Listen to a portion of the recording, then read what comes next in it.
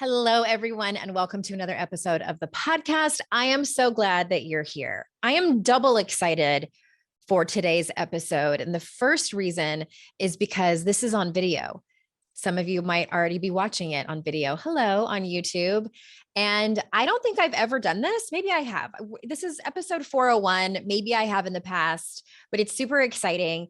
These 8 episodes, this is the other reason I'm so excited. This episode kicks off an 8-episode series that I am calling Just Make Some Noise.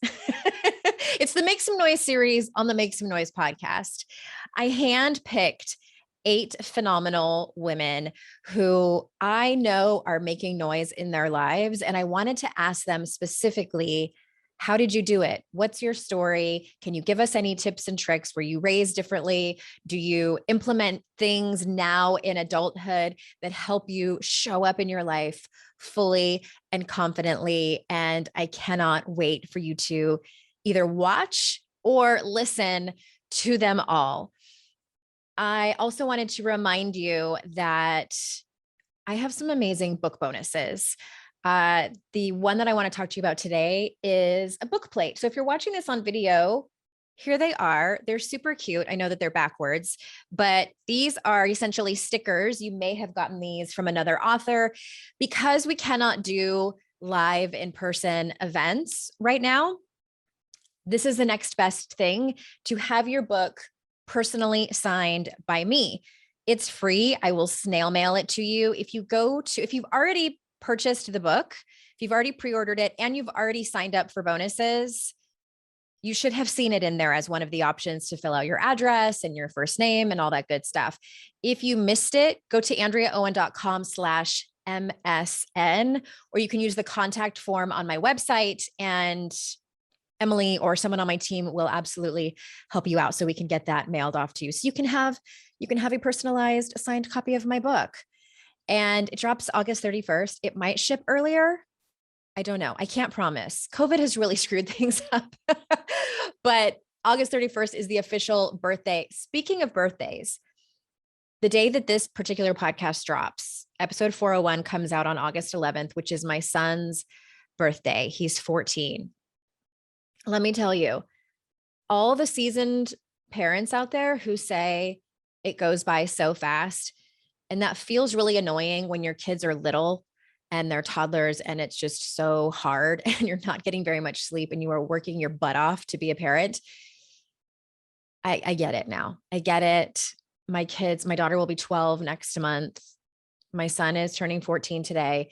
And I don't know if this is coincidence or what. Last week, I had a dream that I was pregnant.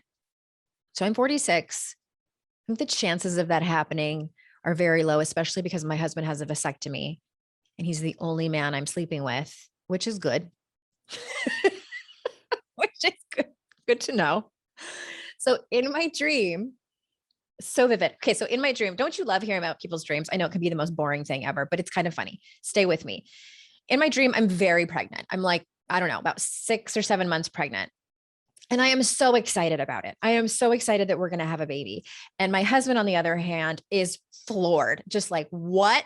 So he's had a vasectomy for, I don't know, 9 years now. And we were at the doctor's office and the doctor said, didn't anybody tell you that this can happen, that there's some breakthrough cases? That's what he called it. And I know I had that dream because we're hearing about breakthrough cases of vaccinated people, breakthrough cases, breakthrough pregnancies.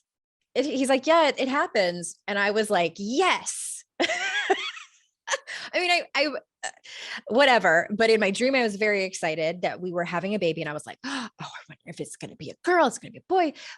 Just tickled. And my husband was having a little bit of a hard time getting used to it. So when I woke up, I had a good chuckle about it. My husband and I had a good laugh. Oh, and also in my dream, one more thing. I told my husband, I totally understand if you want to take a paternity test. Like, I would be weirded out too. And like wondering, I won't be mad. I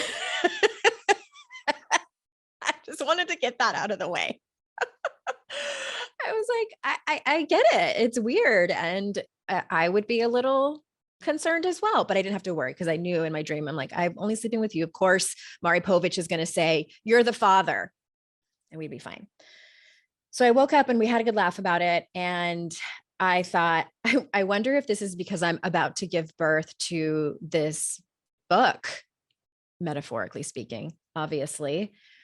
But it does, it feels like such a huge thing coming into the world that as an author, we spend so much time and there's so many moving parts and so many people that help put this together. And I also think that this book in particular takes a little bit of a right turn, I would say, not so much a left turn, but a right turn. And I am focusing more on what I am passionate about, and that is the socialization and conditioning that we've all received for people who identify as girls and women. And we need to talk about it. We need to unlearn it. We need to unpack and unravel it because it's doing us dirty. And that's what this book is about. It's women's empowerment from a feminist foundation. I can't wait for you to listen or read it, whichever you prefer.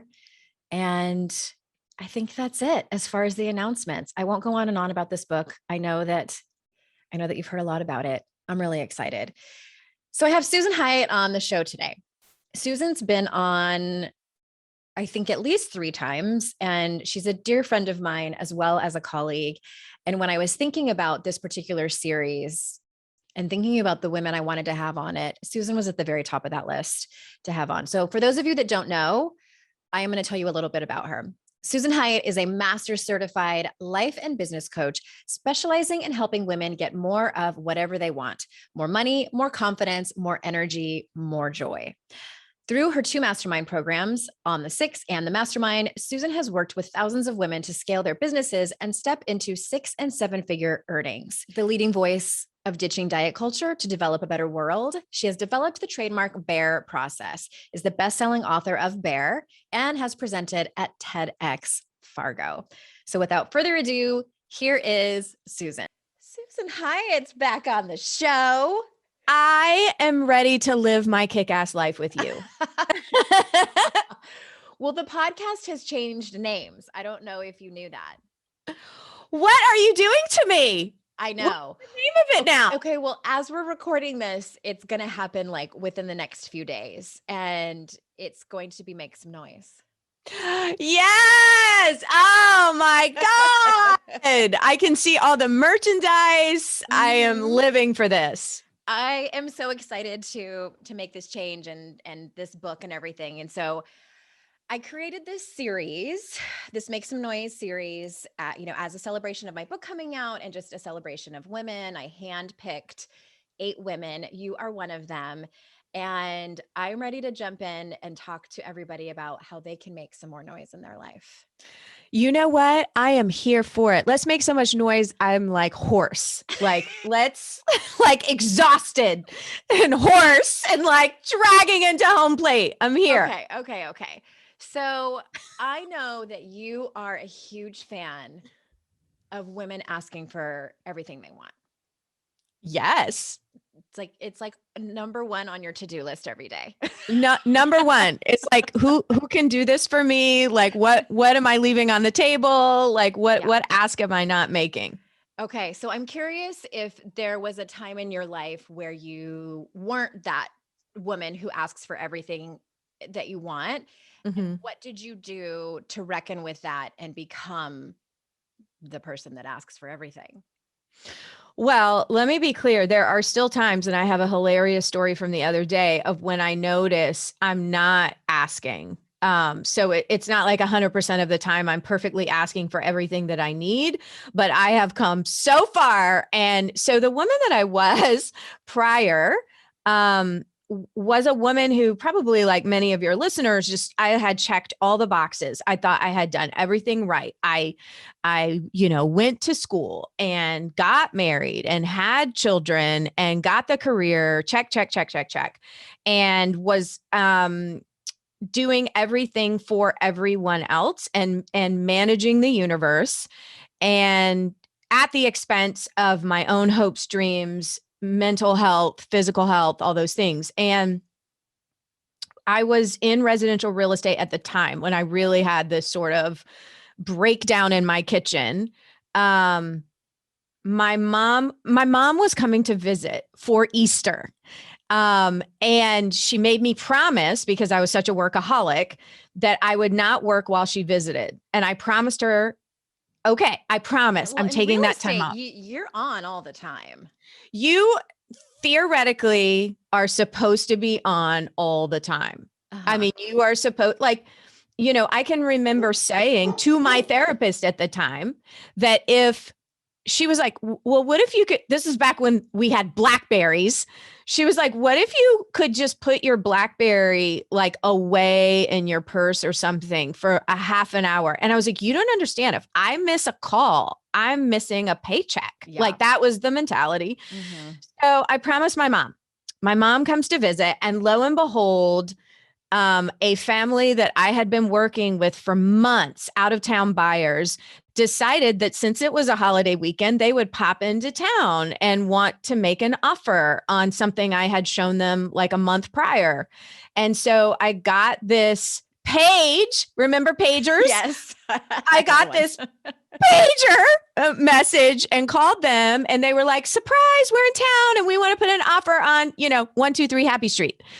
And I was faced with this reality that this was the biggest sale of my real estate career. And I went and on Easter got that contract signed and felt miserable and awful and terrible, shame-filled that I broke a promise to my mom, but wanted that sale. I wanted that commission. Yeah. And I came home, and my mom looked at me, and as Southern mamas can do, only Southern mamas have, and she just looked at me and she was like, what has happened to my daughter? Like, you are not right. This is not who you are.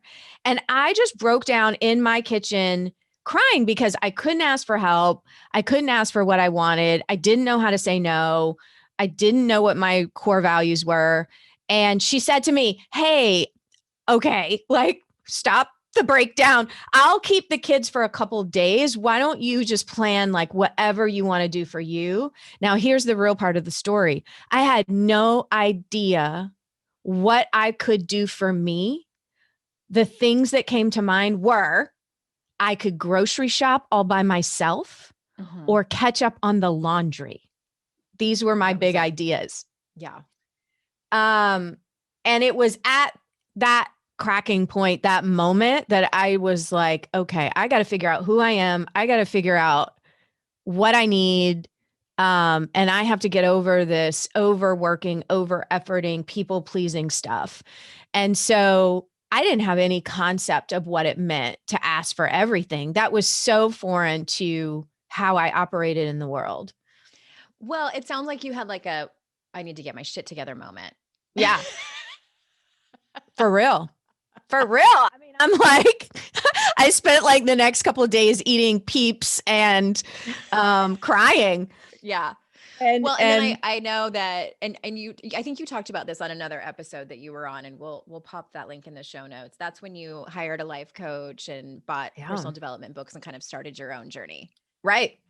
And that was like, that was the beginning 15, 20 of years it. ago. Huh?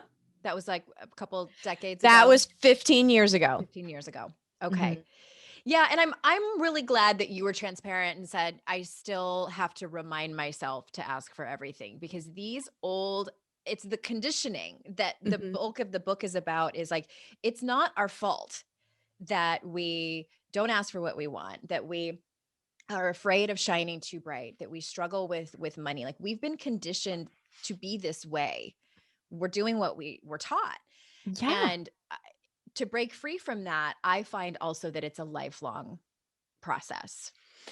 You're so right. It is a lifelong process. And here I am, the woman who teaches women to ask for everything. Here I am, the woman who, gets on podcasts or teaches classes about having boundaries with your family around your work and all these things. And let me tell you something. So my new obsession is my rescue beagle, Mork, the international sensation that is Mork the Beagle. And I have a grand puppy named Caesar. And the other day, here's an example of how I still wake up to constantly the invisible workload of women and how I'm still in it. So Mork and Caesar are basically, they're puppies, and they like to race around, and you have to put them outside. And so they were outside making some noise, barking, acting bananas. And so I let them back inside. And like a toddler, I have to hold Mork the Beagle sometimes so that they'll realize they're tired and lay down. and so Ryan, my son, decides to drop Caesar without asking.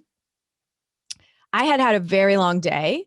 The dogs are racing through the house, acting bananas. And I'm like, go back outside. And then they would go outside and bark. And I'm like, oh, and I would let them back inside and try to get them to calm down. So I sit down in my chair with Mork the Beagle, and I'm holding him so he'll relax and calm down. And Caesar like flops on the rug and instantly falls asleep because they've worn each other out. And I look across the living room, and my husband is sitting on the sofa eating a Snickers bar and scrolling on his smartphone. Okay. And I'm sitting there with my Beagle in a headlock, basically. Yeah. And I'm like, I start yelling across the room. I'm like, here we are again, just like when the kids were little. Like, I'm doing everything I can to get everybody just to settle down. And it was of zero concern to him what these dogs were doing. Zero concern. That audacity, like, I admire that. Can I get some of that? Where do I buy it? Like, and his response, and this is often what happens when women start to push back on the invisible workload. His response was like, well, I don't have a problem with them barking or racing around the house. You know, like, I don't see a problem.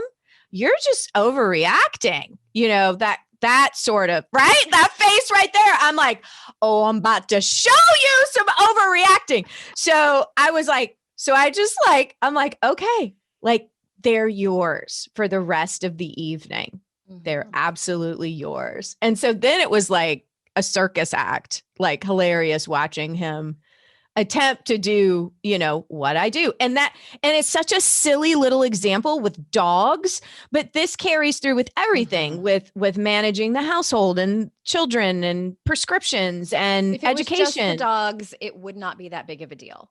Right. But it's the mountain that piles up and just bleeds out into everywhere. Right. And so it's like, so now it's like, oh, now here I am reminded of how insidious it's in the air we breathe. It's how we were raised. It's like, of course, I'm just going to assume that responsibility for these animals. So I'm texting my son. I'm like, come get your dog. Come get your baby. Come get Caesar, because he needs to go home now. Time's up. Okay. Well, let's talk about money and power, which I know is also on the top of your to-do list. I love that you said it that way. Check. That is at the top of my to-do list. Please. Yes. Well, and I know a large part of your work is empowering women through economic means. Yeah. And I feel, it's my opinion, that women struggle with money partly because of the power involved in it, whether that's, you know, asking for more money at work, raising your rates if you're a service provider, you know, all the things. And so let's talk about, like, I want to know, how does Susan Hyatt define power? Let's start there. I define power as connection to self. I think that we hear the word power and we think, we are taught as women that that's a negative thing for us, right? That it means we're to something that's very unsavory.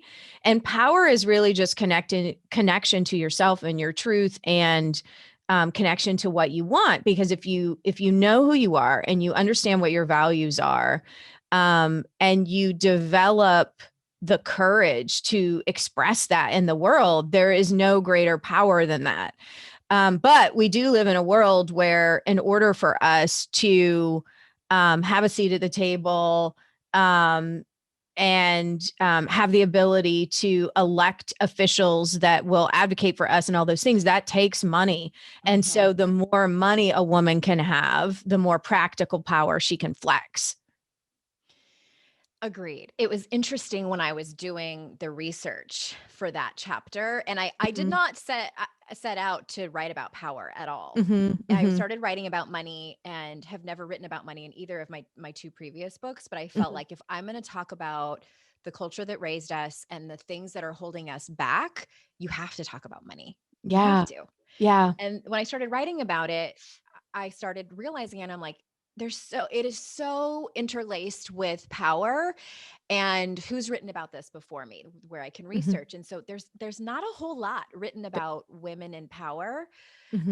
There's one great book, and I also read Susie Orman's Women in Money, which it was very interesting. And so that's why I love to get other women's take who have experience feeling more comfortable both with money as well as power. And in the book, I talk about, Brene Brown talks about power and talking about the differences between power over versus power within.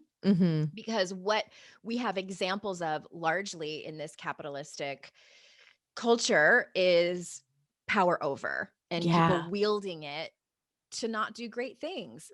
Or we think that's the only way to get there. So we choose proximity to it and try to be more like men, when oftentimes that's not our inherent nature and not how we really want to be deep inside with our values. So it's complicated. I'm still very much in the infancy of learning about it myself. Yeah. I think we all are. Yeah. It's super fascinating. Well, okay, let's continue to talk about money and tell us, I know you could talk all day about this, but what are some things that you see women doing that hold them back from making more money that they can work on? Well, I have a funny story. So you're right. I work with women every day on this. It comes up with the entrepreneurs that I work with. And typically when I'm working with a female entrepreneur, she's undercharging. She's either not charging or undercharging, or over efforting to get that money. And working with a female entrepreneur, it often sounds like, well, do you really think people would pay that? And I don't know. And is it too much? And what will people think? And all that kind of stuff. And I'm working on a project with my Snickers eting, dog ignoring husband, Scott Hyatt. You're doing a partnership with Snickers? Yeah, we're doing a partnership. But we're working on this project called Women Invested because he has spent his career in commercial real estate and development. And only 1% of assets managed are female owned, which drives me crazy. And so it's been a long time coming. We're working on this project together where I want to get information to women on how to do this because it's an old white man's club. Right. Like most women, and particularly Black women or women of color, have no idea. They're not, and we've not been included in the conversation of how to do these things or who to go to. And so when I sat down with him one Sunday and I said, let's just brainstorm what all the topics of the videos and audios would be. And so it was fun, like coming up with that stuff. But once we got it all put together and I started talking about the different ways we could price it, I was like, okay, so there could be sort of this classic level where they get access to these videos and this membership community, and it's this price. And then we could have more of a VIP level where they could ask you questions, they could have consults with you, that sort of thing. And he listened to everything I had to say. And let's say I said $997 to $1,497. And he kind of looked at me and he was like, okay, so this information is very valuable. And I'm not showing up for anything less than a couple $1,000s. And he looked at me like I was crazy. To even think that it would be less than that. And the energy, and it actually wasn't arrogant. I mean, I'm saying it kind of arrogantly, but he was just sort of like, oh, and if you want me to show up for like Facebook Q&As, then it's this. Like, what? Mm-hmm. The difference in the confidence and the owning of like what the value of the service was so dramatically different. I had to go into all my groups and tell the story because I'm like, they are raised with such privilege and entitlement that they value that is why they ask for the raise, they go for the gig from the get-go. Mm-hmm. They have no shame in it. And women are taught not to ask for too much. Like, how dare you negotiate? Like, who does she think she is? And all that kind of stuff that just is not present in their world. It's unbelievable to me. I love that story so much. And I don't know if you've seen, there's this thing going on. There's, oh shoot, I don't remember her name. There's a Black woman who's a coach, and her whole brand is like, think like Chad or ask like Chad or something like that, where she creates this persona.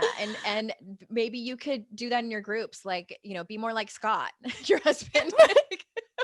Have a Snickers and upcharge, it's just like, he was just sitting across the kitchen table looking at me like, and I also remember similarly, I asked him one time when I was doing a training on asking for the sale.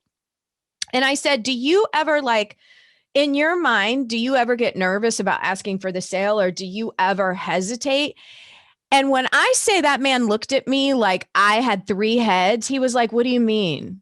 And I was like, yeah. And I was like, I said, do you ever worry that there's a problem with asking for the sale? And he was like, what else would I do? That's my job.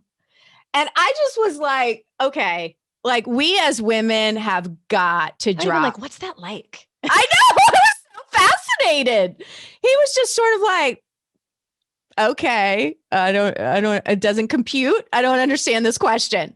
So I do think it's like our work is really unwinding the cultural rules we've been taught and we've accepted, and seeing them for what they are, and learning how to challenge those. Yeah.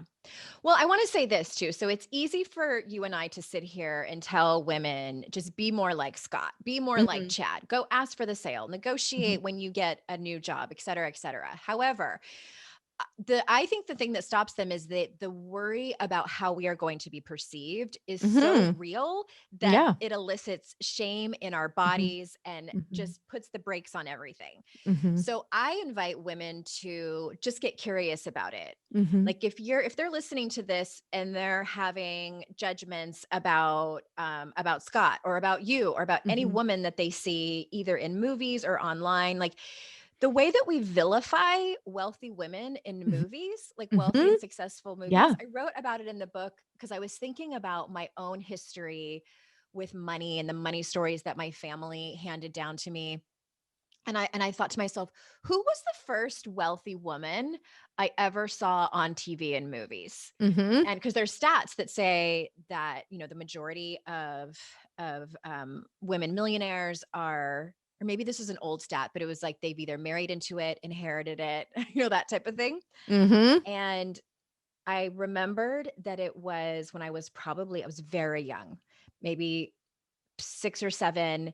And you're my age. So do you remember those records? They were like little records, and they came with a book, and you would play the record, and then it would make like a chiming noise when it was time to turn the page. Yes. And it was like old school audiobooks. Yeah, I loved those. Yes. I had several. And one of my favorites was Fox and the Hound and 101 Dalmatians. Yeah. Oh yeah. And I know where you're going. DeVille was the first wealthy woman I ever knew about. It was always men. It was, Daddy Warbucks and always white men. And so Cruella DeVille is this evil, ugly woman who does the ultimate horrendous act. She kills and skins puppies. I know. And some people might be like, well, it's just a Disney movie. Like, does it really matter that much? It does. It does matter. It absolutely creates matters. An impression about what it means to be wealthy, to be ambitious, to ask for everything you want. I don't think you should ask for puppies to kill them. Right. But I mean, to your point, right? Like when you look at the book, the characters that girls are exposed to at a young age, and like the Disney princesses and characters, I mean, it's up until recently. Yeah. The role models were, needed to be saved or had to sacrifice or lose parts of themselves to get the prince or whatever it might be as Often the ultimate goal. Didn't have a mom. Yeah, totally. And Cruella de Vil came to mind as soon as before you even mentioned it. And also like, look at Devil Wears Prada, look at, popular movies and things. And I'm waiting for the Hallmark Christmas movie where I know you love those. I love cheesy stuff half the time. I'm like, just let yourself be corny. But I'm waiting for the storyline. I'm waiting for the plot where the big city female executive doesn't ditch her career for a small town, baker, because she's realized the error of her ways of being so ambitious in the big city.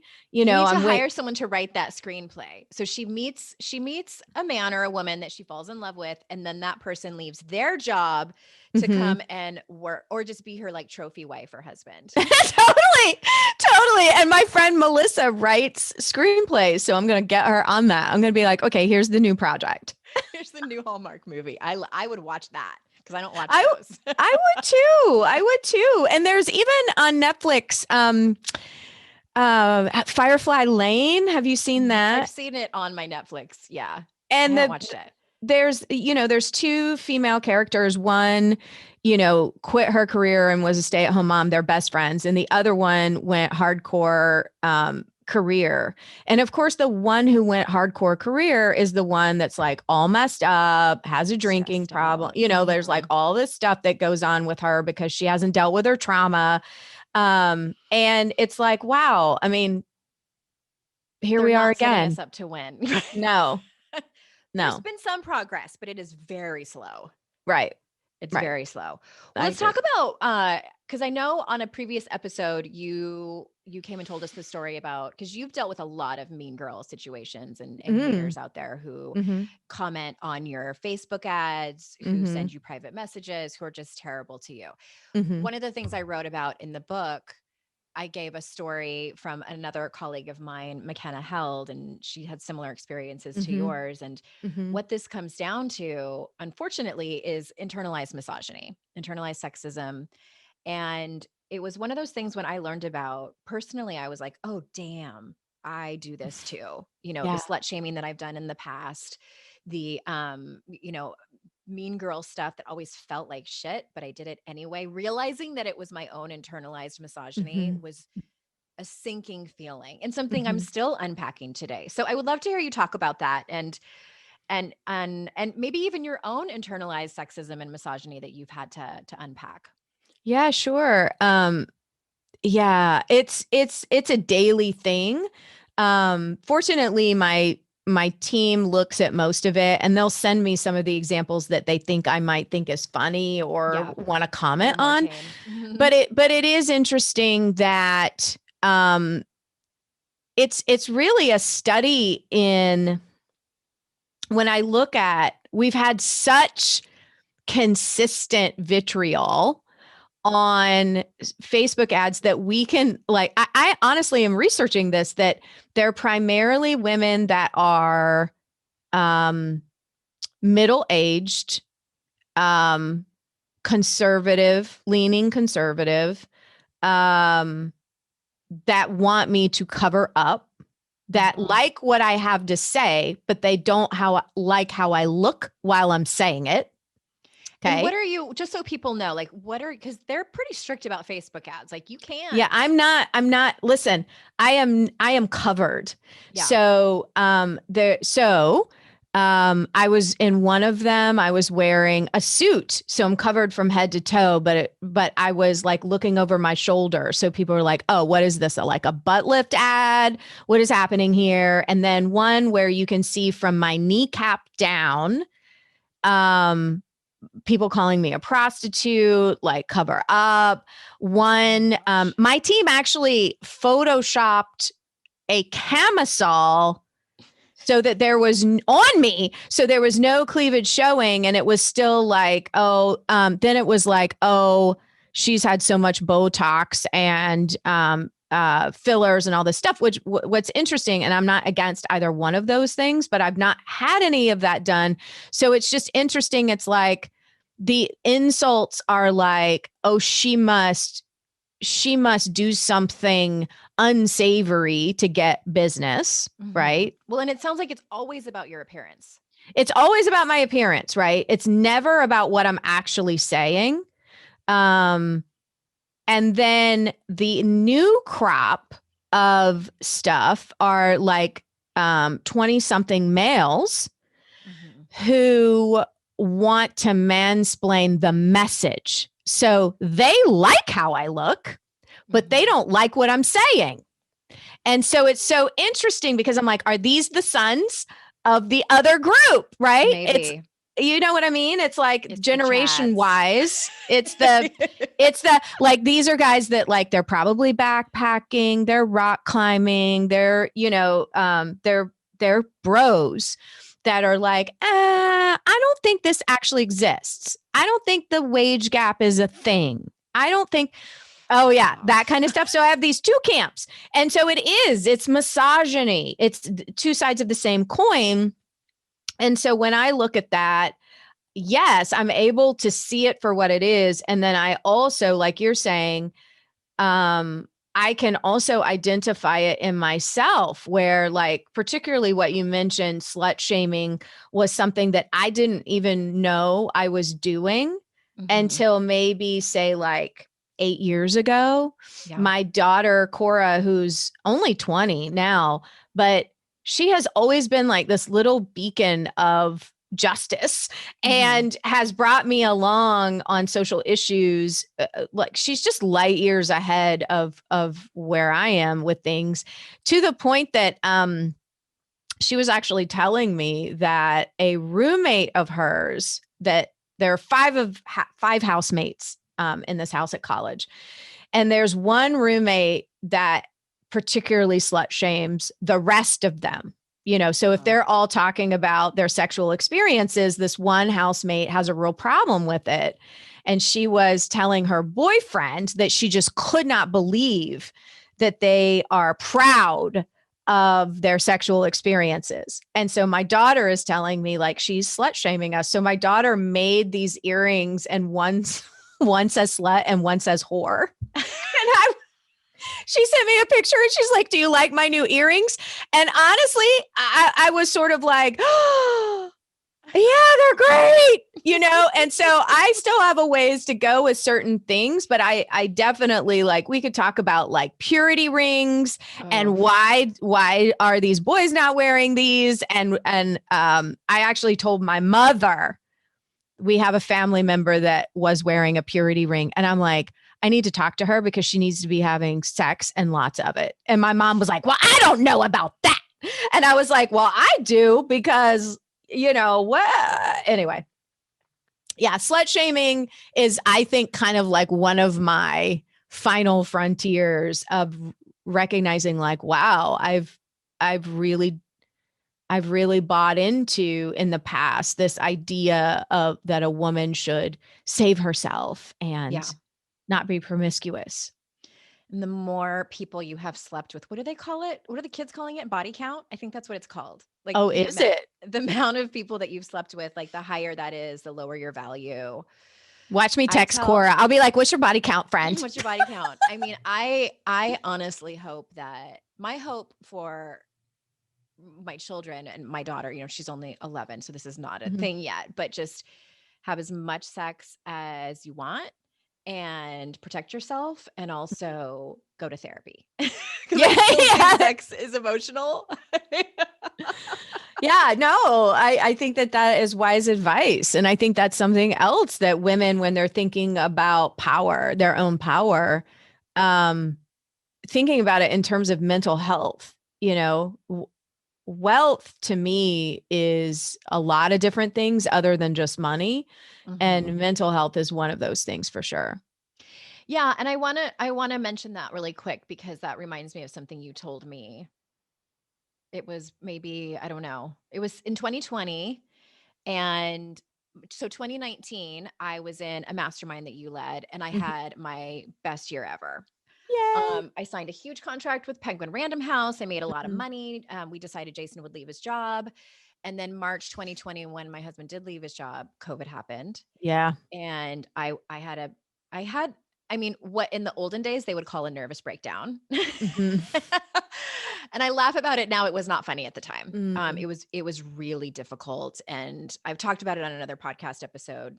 My mental health was suffering and it had come to a head from years and years of Mhm. trauma that wasn't totally dealt with.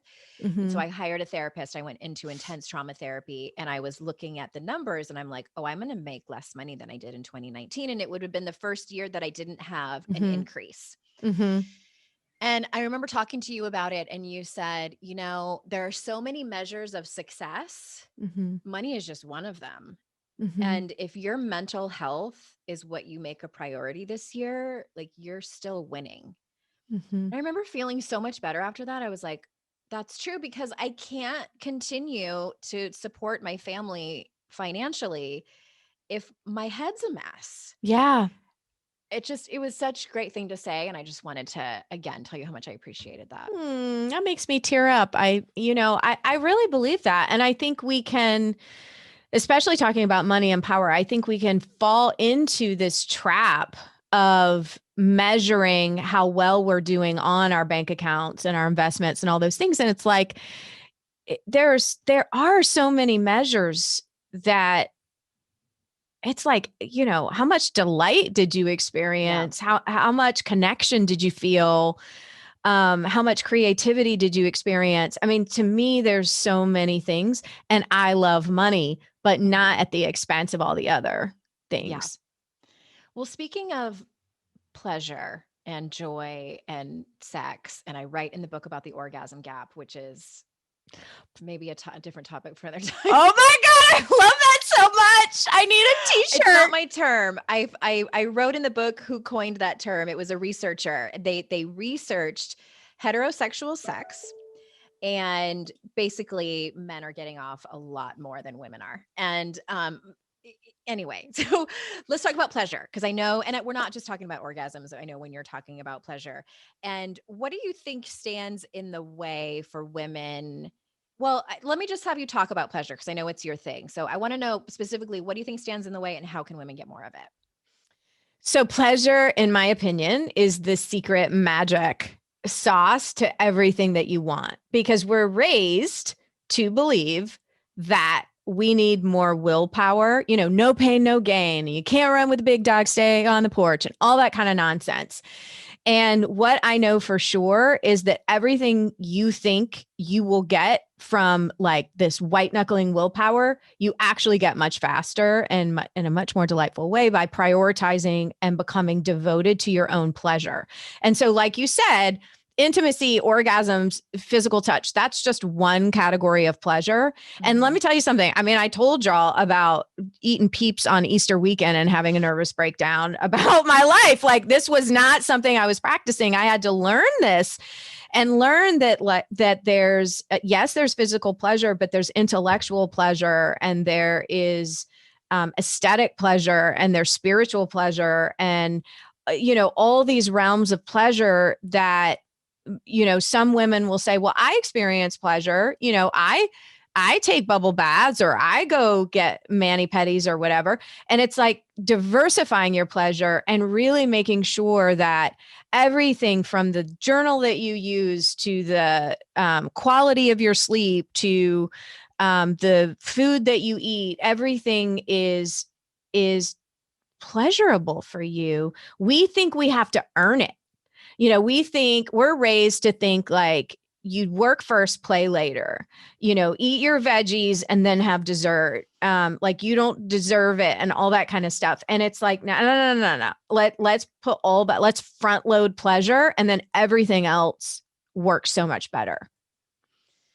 Yes. And I want to point people to your book too, because this is where you dig in and help people go through a step-by-step process. And the book Mhm. is Bear, and we'll put that link in the show notes. And I just want to thank you so much for being here. This has been so fun. Oh my gosh, this way I could talk to you forever. So, A lot of people say that about me. I know I love you so much, and I Good am times. so excited about the work you're doing in this book. Thank you. And tell people where you want them to go to learn more about you. You could go to my website. The hub is shyatt.com. I'm also very active on Instagram at Susan Yes, you are. Hyatt. So check me out. Check her out. Okay, everyone. Thank you so much for being here. You know how grateful I am for your time. And remember, it's our life's journey to make ourselves better humans and our life's responsibility to make the world a better place. Bye for now.